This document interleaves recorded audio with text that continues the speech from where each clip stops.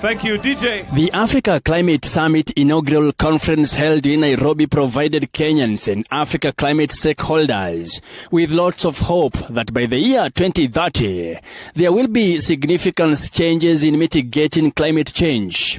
Nearly 25 heads of states and 30,000 delegates attended the summit, which was also dominated by debates on how to mobilize funding for climate adaptation, resource conservation, and the development of renewable energy. So that tukienda kwa ulimwengu mwingine, tunaenda na solutions zetu, tunaenda na suggestions zetu, tunaenda na ile matibabu tumeona tunaweza weka kusuluhisha hii maneno ndio Afrika iweze kupata nafuu. We must ensure that every time we have declarations, those declarations have left the boardroom, there is actions following the declaration. Then when we are walking to COP28, we have some results to share, not always problems.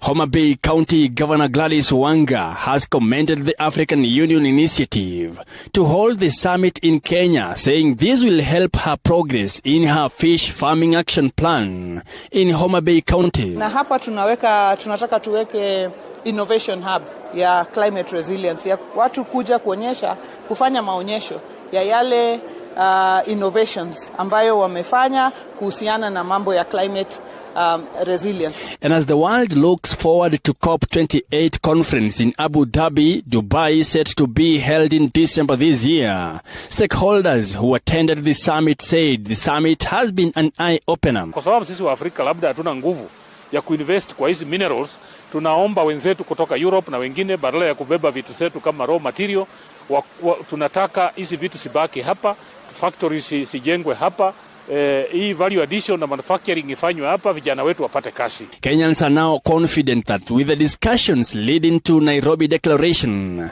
the country will not be able to import food any longer, as the summit has largely provided them with plans to mitigate climate change. We believe very strongly that Kenya can become food sufficient.